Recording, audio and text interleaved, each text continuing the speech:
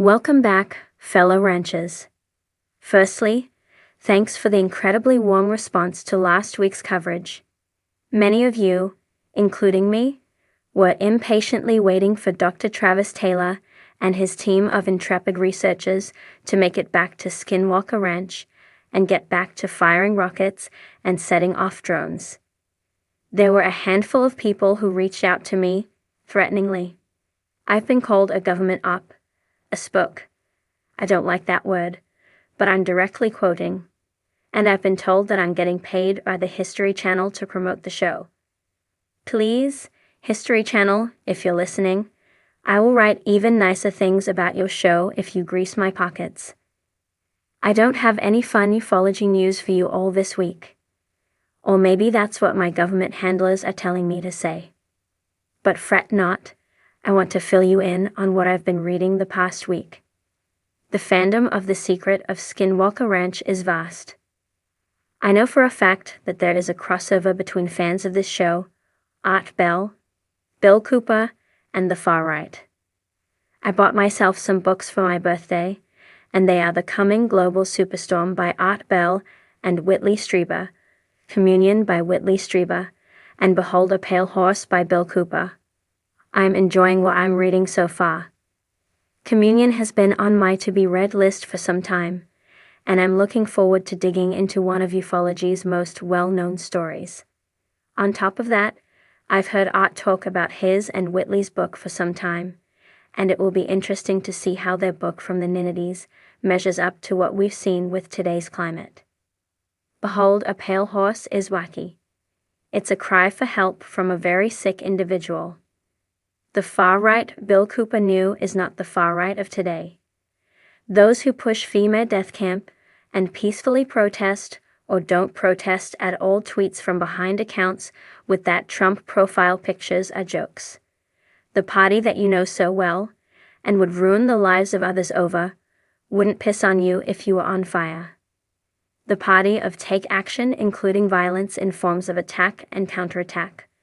Cooper, 50, is nothing more than a laughingstock of the world.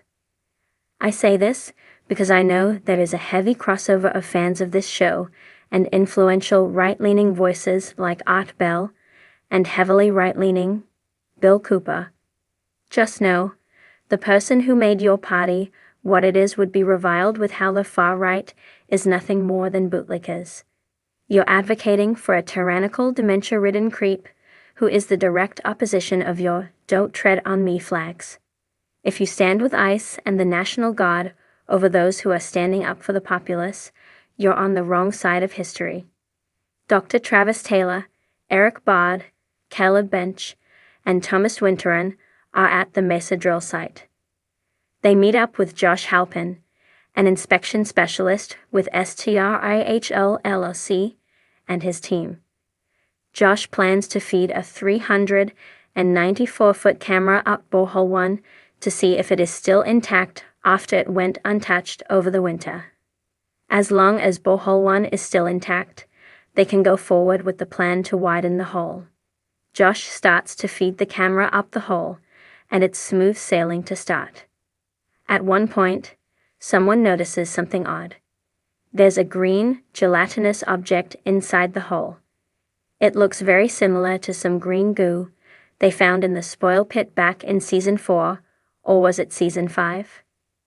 They had the green goo tested in that sea-zone, and it was revealed that the goo consisted of burnt plant materials and was full of charcoal. They continue checking the hole. That's when the camera briefly stops and then goes completely dark. This happens at around the 200-foot mark. Does that number ring a bell? You may remember this exact location from Season 5, where the beacon on Mark Construction's drill head continued to lose signal. The camera comes back on after it's fed deeper into the hole. Thankfully, there has been no collapse. One day later, Travis, Eric, and Caleb meet up with Thomas at the Mesa drill site. Thomas is with a team that has a strong suction tube. The goal is to get the tube near where the green, gelatinous object was filmed. After the suction tube is pulled out, they check the spoils. While the material could not be recovered, Travis notices some black shale or flint, and we're again informed that a material like this should not be retrieved from within a sandstone mesa. Later that day, Sky Elements as Preston Ward and team come back to the ranch. They join up with Travis, Eric, Caleb, Jim Royston, Sam DeRiso, and Pete Kelsey. Preston tells the team that they're equipped with 100 pyrotechnic drones, which will be the most pyrotechnics ever to be set off on the ranch.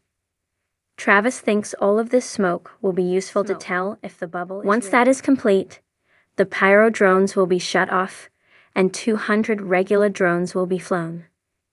These drones will also be placed over the triangle. Once in place, Travis will fire a rocket up through it.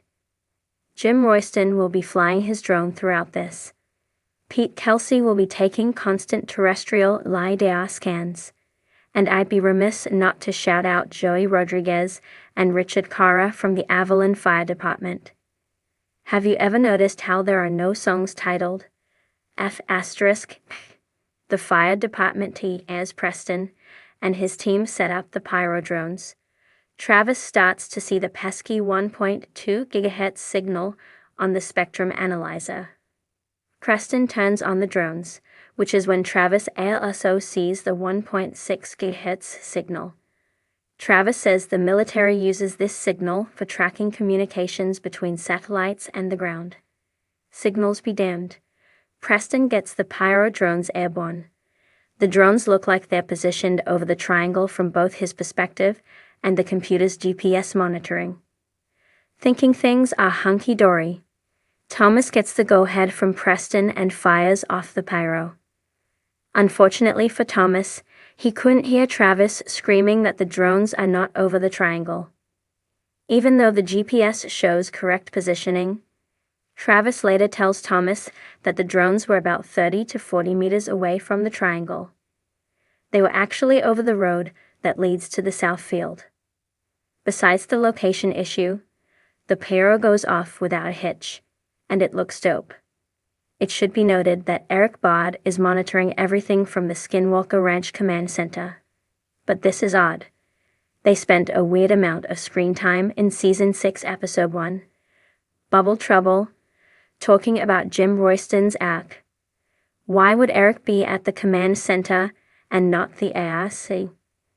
The pyro drones are finally on the ground. Sky Elements sets up the 200 regular drones for flight.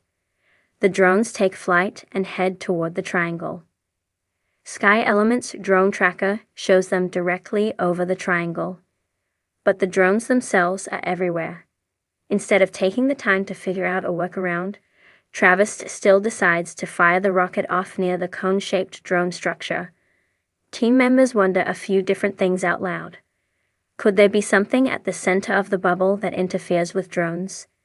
We've seen GPS malfunction around this area before.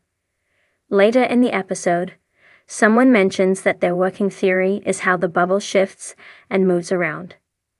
This also brings up another question.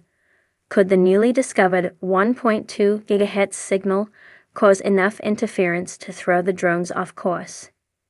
Mark Construction comes back to the ranch while the team waits for the previous night's data to be compiled. Travis goes over what needs to happen before they move on to borehole 2. To widen the borehole, the drill will be fed up the hole until it peaks out of the top.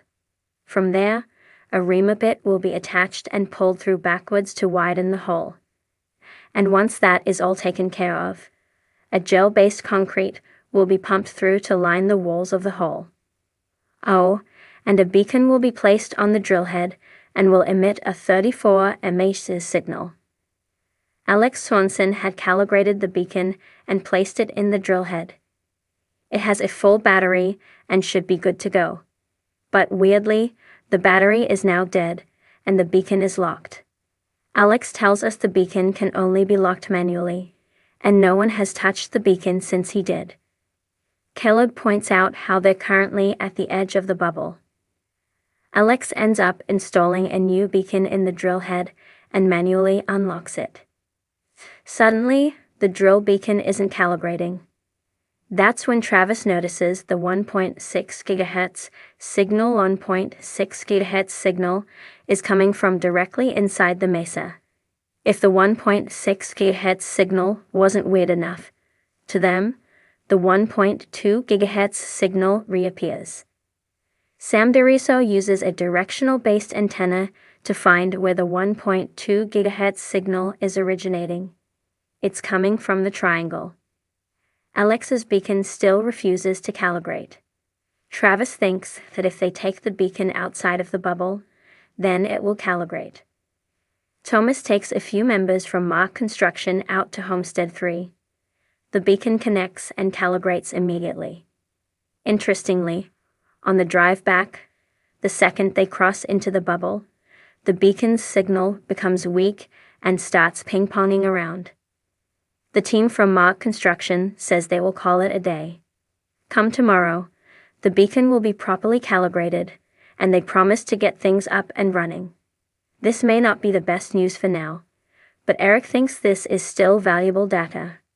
Travis, Eric, Caleb, Jim, Sam, and Thomas are at the Skinwalker Ranch Command Center. They're joined virtually by Pete Kelsey, as well as Sky Elements' Preston Ward and Brian Woodward. They start by looking over Pete's data. His terrestrial laser scan reveals the peak of the dome at 2,000 feet.